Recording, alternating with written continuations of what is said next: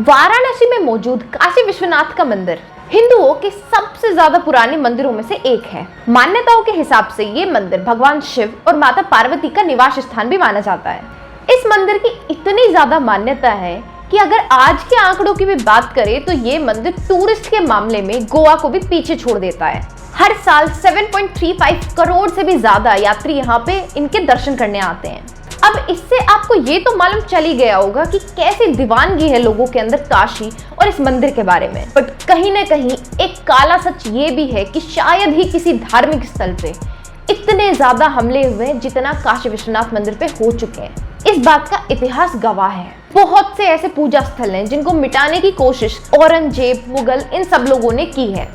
But ये मंदिर इकलौता ऐसा है जिसपे बार बार लगातार ये प्रयास जारी रहे। 11वीं सदी के अंदर राजा हरिश्चंद्र ने इस मंदिर का जीर्णोद्धार करवाया था और 1194 में मोहम्मद गोरी ने इसे तुड़वा दिया। भक्तों ने इसका निर्माण दोबारा से करवाया, पर फिर से 1447 में जोधपुर के सुल्तान ममलुक शाह ने इसे तुड़वा दिया। 1585 तोरकमल ने इस मंदिर का निर्माण दोबारा से करवाया तो 1632 में शाहजहां ने इसे गिरवाने के लिए अपनी सेना भेज दी। लेकिन इस बार लोगों के भारी विरोध ने इस मंदिर को कहीं न कहीं बचा लिया। लेकिन इसके बाद आया साल 1669। मुगल इतिहास के सबसे क्रूर शासक औरंगजेब ने इसे गिराने का फरमान जारी कर दिया। ये वही औरंगजेब था जिसने हिंदुओं के काफी सारे मंदिरों को तुड़वा दिया था। ये वही औरंगजेब था जिसने हिंदुओं पे जजिया कर लागू किया था। ये वही औरंगजेब था जिन्होंने जबरदस्ती हिंदुओं को अपने धर्म परिवर्तन करने में मजबूर कर दिया था। अगर आपको जजिया कर के बारे में नहीं पता तो ये हिंदुओं के लिए एक ऐसा कर था, ऐसा टैक्स था जो उनकी सुरक्षा के लिए उन्हें देना पड़ता था। अगर कोई हिंदू ये टैक्स नहीं देता था तो उसको मरवा दिया जाता था। माना जाता है ये टैक्स उनको अपनी सेफ्टी के लिए देना पड़ता था कि हम हिंदू हैं, इस वजह से हम आपको टैक्स दे रहे हैं, आप हमें मारो मत। इसी औरंगजेब ने देश में कई सारे मंदिरों को गिरवाया, जिसमें बाबा विश्वनाथ का मंदिर भी इसके अंदर शामिल है। जो फरमान उसने जारी किया था आज भी वो कोलकाता के एक म्यूजियम के अंदर सही सलामत रखा हुआ है। और उस समय की लिखी गई एक टेक्स्ट बुक के अंदर इस मंदिर को गिरा देने की पूरी सच्चाई सामने लिखी हुई है। लेकिन ये भी अपने आप में एक चमत्कार है कि जिस भोलेनाथ ने पूरी सृष्टि बनाई है उनका भला कोई क्या ही बिगाड़ लेता। इस घटना के 100 साल बाद महारानी अहिल्या ने इस मंदिर का दोबारा से निर्माण करवाया। अहिल्याबाई ने इस मंदिर का निर्माण करवाया। वहीं पे पंजाब के शासक महाराजा रंजीत सिंह ने सोने का छत्र बनवाया। ग्वालियर की महारानी बेजाबाई ने ज्ञानवापी का मंडप बनवाया और नेपाल के महाराजा ने वहां पे नंदी जी की एक विशाल प्रतिमा बनवाई। नंदी जी का मुख उल्टा होने का कारण यही है कि पहले जहाँ पे मंदिर था वहां पे मस्जिद बनवा दी गई। इसके बाद भी हिंदुओं ने ज्ञानवापी मस्जिद को लेकर अपना संघर्ष जारी रखा। 1810 दिसंबर के अंदर एक अंग्रेजी अधिकारी ने एक खत लिखा वाइस प्रेसिडेंट को और दरख्वास्त की कि ज्ञानवापी को हिंदुओं को वापस से सौंप देना चाहिए। लेकिन ये भी कभी संभव नहीं हो पाया और तभी से लेके अब तक ये विवाद चलता आ रहा है। हिंदू पक्ष अयोध्या, मथुरा और काशी इन धार्मिक स्थानों के लिए अब तक लड़ता ही आ रहा है, जिसमें से अयोध्या की तो जीत हो चुकी है पर काशी और मथुरा अभी जीतने बाकी हैं। उनका साफ कहना है कि भारत के अंदर 3 लाख से ज्यादा मस्जिद हैं, जो शायद किसी भी और देश से ज्यादा हैं। ये तमाम मस्जिदें अपनी जगह पे रहें, उनका पूरा सम्मान किया जाएगा। लेकिन काशी में ज्ञानवापी और मथुरा के अंदर कृष्ण जन्मभूमि पे जो मस्जिदें बनाई गई हैं उनको हमें वापस लौटा दो। ये हम हिंदुओं की जगह है, यहाँ पे मस्जिद नहीं थी और हिंदू चाहता है कि ये मस्जिद वहां से हट जाए और ये जमीन वापस हिंदुओं को मिल जाए। बट एक पक्ष ऐसा भी है जिनका कहना है कि ये नहीं होगा। उनका कहना है कि प्लेसेस ऑफ वर्शिप एक्ट के मुताबिक 1947 के वक्त से जो वर्शिप प्लेस जहां पे है वो वहीं पे रहेगा। उनका तो ये भी कहना है कि अगर अयोध्या के बाद में काशी और मथुरा के लिए इस तरह की दावेदारियां बढ़ रही हैं तो ये शायद बाकी जगहों के लिए भी बढ़ना शुरू हो जाए और हो सकता है इससे देश के अंदर सांप्रदायिक जो तनाव है वो भी फैलेगा। और साथ ही में ये इस चीज से भी पूरी तरह से इनकार करते हैं कि ज्ञानवापी मस्जिद हिंदुओं के टेम्पल को तोड़ के बनाई गई है। उनका कहना है कि ज्ञानवापी मस्जिद तो वहां पे 1000 साल से है। अब आपको और हमको, हम सबको ये चीज समझना बहुत ही ज्यादा आवश्यक हो जाती है कि ज्ञानवापी को मंदिर के रूप में वापस पाना इतना जरूरी क्यों है। और ये चीज भी जाननी बहुत ज्यादा आवश्यक है, कोई मामला अगर पुराना हो जाता है तो क्या उसके बारे में डिस्कस करना ही नहीं चाहिए या फिर उस मुद्दे को छोड़ देना चाहिए? और क्या जस्टिस टाइम का गुलाम होता है? और क्या आस्था के मामले में कानून को ऊपर रखना चाहिए? आज से 3 साल पहले की बात है। साल 2020 के अंदर तुर्की के राष्ट्रपति ने वहां की एक मशहूर म्यूजियम को मस्जिद में बदल दिया। म्यूजियम की ये इमारत 1700 साल पुरानी थी, जो पहले एक चर्च हुआ करती थी, उसके बाद में एक मस्जिद में बनी और कुछ सालों से ये एक म्यूजियम में तब्दील कर दी गई थी। लेकिन अब वहां के राष्ट्रपति ने मुस्लिमों का हवाला देते हुए इसको वापस से मस्जिद में कन्वर्ट कर दिया और इसी के ठीक 1 महीने बाद में एक और चर्च को उन्होंने मस्जिद में बदल दिया। हम ये नहीं कह रहे कि यह सही है या गलत है, ऐसा भी नहीं है कि हम एक मुस्लिम देश को एक भारत जैसे सेकुलर देश से कंपेयर कर रहे हैं, लेकिन यहाँ पे एक पॉइंट है जिस पे शायद हमें गौर करना चाहिए। हर देश का एक रिलीजियस बैकग्राउंड और कल्चर होता है जिसमें वो अपनी पहचान को देखता है। जैसे तुर्की में उन लोगों को अपनी आस्था मंदिर में लगी, चर्च में लगी, वैसे ही भारत के अंदर भी कई लोग ऐसे हैं जिनको अपनी आस्था मंदिरों में मिलती है। काशी और मथुरा के अंदर जो टेम्पल्स थे उनके अंदर लगती है। एक बात बताओ कि एक मुस्लिम कम्युनिटी अपनी चीजों को वापस से पहले जैसा मुस्लिम में कन्वर्ट करके खुश हो सकती है, प्राउड फील कर सकती है, तो हम हिंदू यही बात ज्ञानवापी को लेके क्यों नहीं समझ सकते? समझना तो दूर, एक पार्टी ऐसी भी है जो ज्ञानवापी के निरीक्षण को लेकर तभी से भड़का हुआ है। सच सामने आने तो बहुत दूर की बात है, वो फैक्ट्स को चेक करने के ऊपर ही इतना ज्यादा आग बबूला हो रहा है। ऐसा कैसे हो सकता है कि मंदिरों को गिराने के फैक्ट को अगर सामने रखा जा रहा है तो आप पूरी तरह से इनकार कर दो कि नहीं नहीं ऐसा तो कुछ था ही नहीं, वहां पे कोई मंदिर था ही नहीं, वहां पे तो हमारी मस्जिद थी, बस हमारी मस्जिद ही रहेगी। लेकिन अगर इसी सच्चाई को सामने लाने के लिए साइंटिफिक रिसर्च की जाए तो आपको उसमें भी प्रॉब्लम्स हैं। कई लोग जो सर्वे का विरोध कर रहे हैं उनका ये कहना है कि सर्वे करने की वजह से समाज के अंदर नफरत बढ़ेगी। कुछ का तो ये भी कहना है कि 1991 में जो आया एक्ट है प्लेसेस ऑफ वर्शिप नाम से, उसके हिसाब से इन चीजों को उन्हें नहीं करना चाहिए।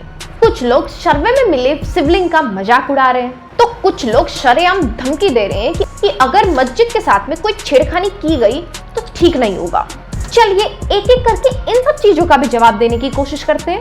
देखिए, अगर आप इंसाफ की बात कर रहे हो तो ये चीज तो कहीं से भी मायने नहीं रखी जाती ना कि कौन सा जुर्म कितने साल पहले या कितने वक्त पहले हुआ है। जुर्म तो आखिर जुर्म ही होता है।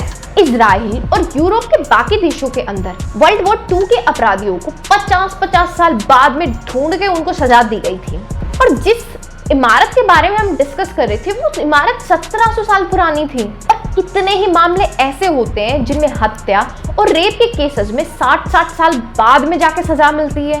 जब आज भी ऐसे कई लोग हैं जो ऐसे ही चीजों को लेके अपने हक के लिए लड़ रहे हैं, तो जब बात काशी विश्वनाथ की और मथुरा की आ जाती है तो लोग इतना घबरा क्यों जाते हैं, इतना पीछे क्यों हटते हैं और इतना विरोध क्यों करते हैं? और जिन घटनाओं की बात की जा रही है उन घटनाओं के पुख्ता सबूत हैं। ये कोई कॉमेडी बुक से नहीं ली गई है, ये ऐसे दस्तावेज हैं जो हर तरह की माइंडसेट रखने वाला इंसान आराम से पढ़ के बता सकता है कि हाँ इसमें लिखा क्या है। ऐसा हो सकता है कि तारीख और गिनती को लेके आप डिबेट कर सकते हो, बट उन वर्ड्स को, उनमें लिखी रियलिटी को आप नकार दोगे। और ये बात तो सभी इतिहासकार मानते हैं कि औरंगजेब ने काशी विश्वनाथ मंदिर को गिराने का फरमान जारी किया था। और जैसा कि पहले भी मैं आपको बता चुकी हूँ कि आज भी ये फरमान कोलकाता की एक लाइब्रेरी में सही सलामत रखा हुआ है। यहाँ तक कि वो जो बुक, हिस्ट्री बुक लिखी गई थी जिसमें इस चीज को तोड़ने का जिक्र है, उसमें साफ साफ शब्दों में ये भी लिखा है कि साल 1669 के अंदर औरंगजेब को ये भी इन्फॉर्म कर दिया गया था कि मंदिर को तोड़ने का काम सक्सेसफुली पूरा हो चुका है।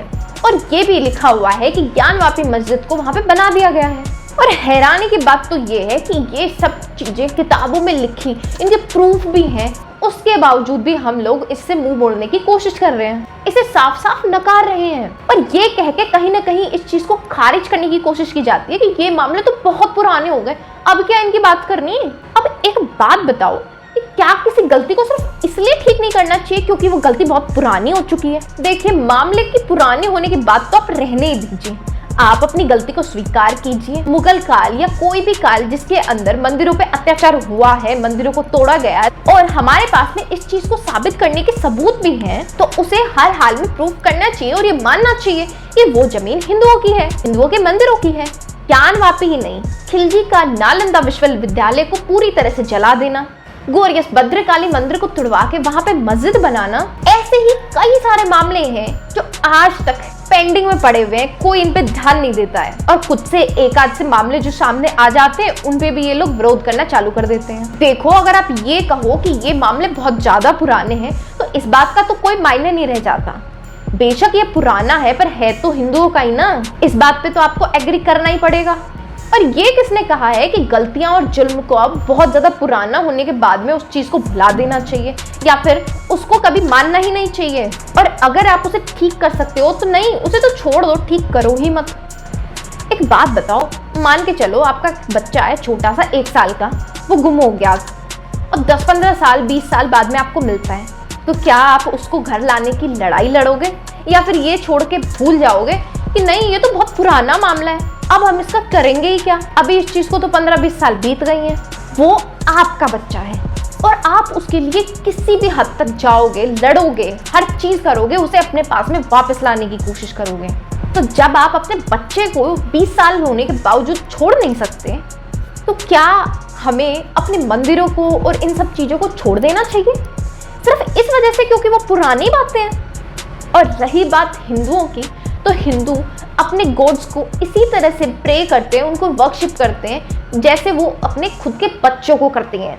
आज भी मथुरा में आप कई जगह ऐसा देखोगे, बहुत से लोग ऐसे हैं जो अपने घर में छोटा लड्डू गोपाल रखते हैं, उनकी सेवा करते हैं अपने बच्चे की तरह, एक घर के सदस्य की तरह। तो ऐसा कैसे हो सकता है कि शिवलिंग का पता लगने पर भोलेनाथ के जो भक्त हैं वो अपनी आंखें मूंद लें और इसके ऊपर किसी भी प्रकार का कोई भी एक्शन ना लें? अब लोगों का ये भी कहना है कि 1991 के जो एक्ट है जिसके अंदर ये लिखा है कि अब के बाद में का जो मंदिर हैं, जो भी मंदिर जहाँ पे वो वहीं रहेगा, जो मस्जिद जहाँ पे जिस रूप में वो वहीं रहेगी, उनको तोड़ा या फिर बदला नहीं जा सकता, उसका क्या होगा? तो एक बात बताओ, क्या लॉ एक धार्मिक जो चीज है उससे ज्यादा बड़ा होता है? तो आप इस बात को भी जान लो कि 1991 का जो एक्ट है उसके सेक्शन 4 के अंदर 3rd पैरा के अंदर ये क्लियरली मेंशन है कि कोई भी जो एंशिएंट और ऐतिहासिक जगह है उन पे ये लॉ किसी भी तरह से लागू नहीं होता है। इस हिसाब से देखा जाए तो कोई भी निर्माण जो 100 साल पुराना है वो एंशिएंट साइट्स में माना जाता है। पर अगर